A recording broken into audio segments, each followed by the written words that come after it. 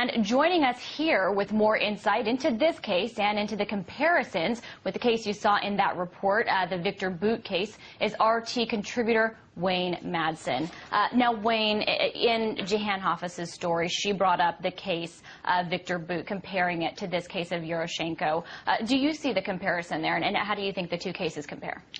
Well, the major comparison between the two is when Victor Bout was arrested in Thailand by the Drug Enforcement Administration, the same agency that nailed Yuroshchenko in Monrovia, Liberia. He was tied to an attempt to sell weapons to the FARC of Colombia.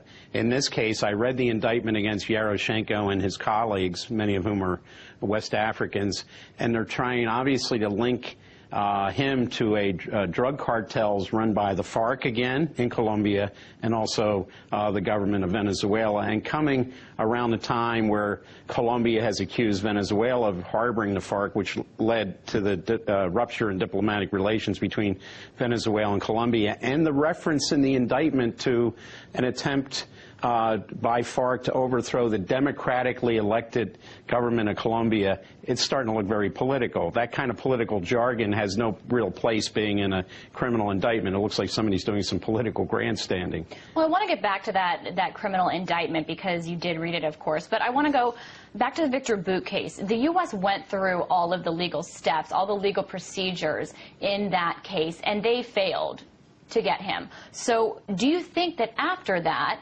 the U.S. deliberately skirted these legal proceedings in Yuroshchenko's case?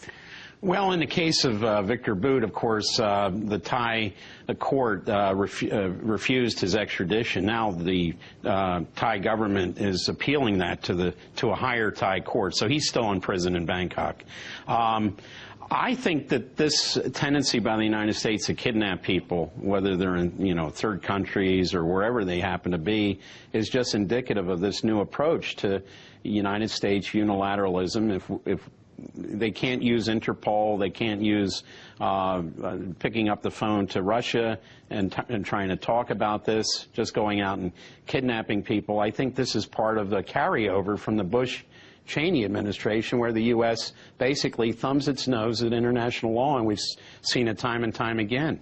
Well, and in Jehan Hafez's report, she asked the question, does Yuroshchenko's case mean the U.S. rule book isn't valid? And it sounds like you're saying that you don't believe it is. You believe that this is a new status quo. Is that right? I believe it is. And, I mean, we do know that drugs coming through West Africa from Latin America is a big problem. But where is the interest in looking at the government of Colombia? Outgoing President Uribe and incoming President Santos, both tied to these same right-wing elements that have been known to be involved in major narcotic smuggling and killing workers and peasants in that country.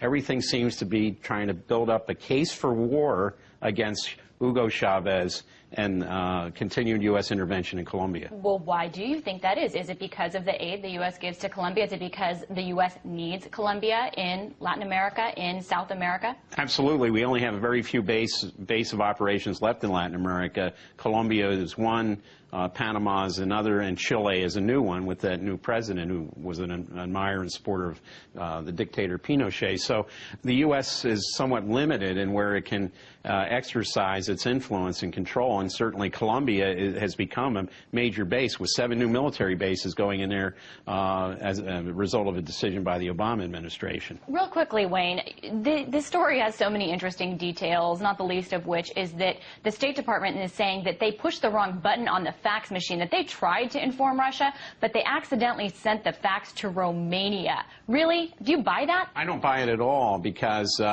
it seems like the reset button doesn't work at the State Department fax machines, but the idea that there's a bank of buttons that they push, I guess if they pushed the next one, it would have gone to Rwanda, which is next on the alphabetical list. So that sounds like a very strange story. I don't think anyone would buy that. Seems like they could have come up with a better one. Well, diplomacy by fax machine, I mean, it sounds so 1980s anyway. Why didn't they contact the Russian embassy or the Russian government itself? Why wasn't it Justice Department to the Ministry of Justice in Moscow, direct talks between them?